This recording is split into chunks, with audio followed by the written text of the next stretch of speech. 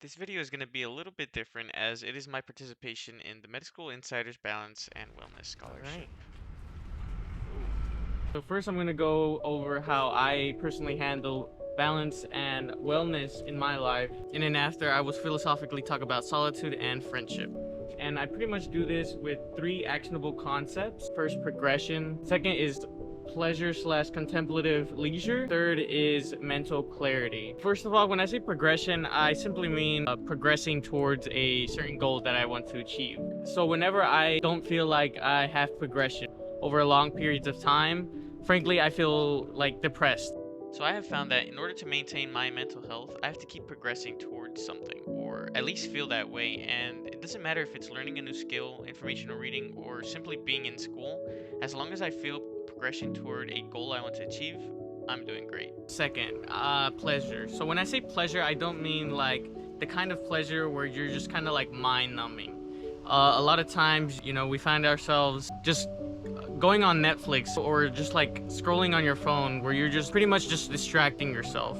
And although it can feel pleasurable to a certain extent, I found that I'm actually not at all rested and I've not progressed towards anything which I could have been. So the kinds of activities I'm talking about are the ones where after you've done them, you feel refreshed or renewed. The kinds of activities that do this for me personally are working out, hiking, rock climbing, cooking.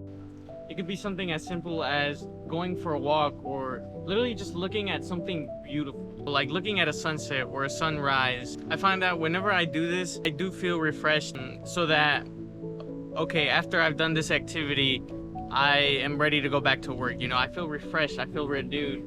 You do have to offer yourself a little bit of pleasure, a little bit of leisure. And I find that these kinds of pleasures and these kinds of leisures actually make progression more effective.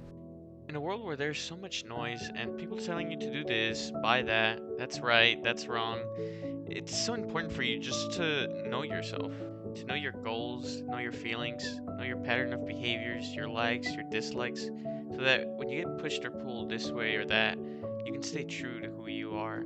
So I do this in multiple different forms, such as meditation, prayer, self-reflection, and journaling. But really all it takes is for you to just shut everything off, sit in silence, and literally just talk to yourself. Go throughout your day.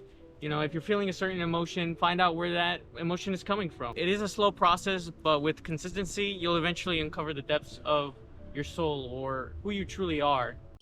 Have you ever just been outside at night in the silence of nature? I feel like the most beautiful songs in nature are heard at night. It's always away from the noise of highways and racket of the world where we can find solitude. This solitude or silence is important because when it takes possession of you, it enables you to make contact with yourself.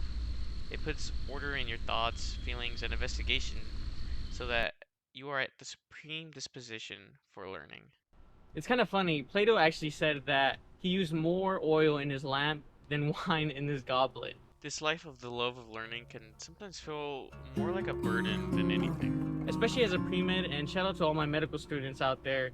We can miss out on important memories with loved ones and invaluable experiences that our peers are experiencing. I find it always helps when thinking about this to ask the kinds of questions that Sertillanges poses to the intellectual. Why have you come to this life outside the ordinary life? To this life of concentration and therefore of solitude? Was it not because of a choice? That being so, will you be unfaithful to the object of your devotion by falling back to the grip of what you have freely given up? End quote. So simply ask yourself why and let your answer be your motivation. Joseph Graytree said, "What labor could be saved if people could join and help one another, if 6 or 7 together with the same idea worked by way of mutual teaching, if besides lectures in the afternoon and study following the lectures, they could talk in the evening, at supper, of all these noble things, so as to learn more by drinking them in the conversation, than by the very lectures." I don't know why, but every time I read this, I think of ants. Ants have accomplished so much and have been so successful in evolution simply because they collaborate. A single ant can't do much, but together they do remarkable things like being the only animals other than humans to use medicine in order to save another's life.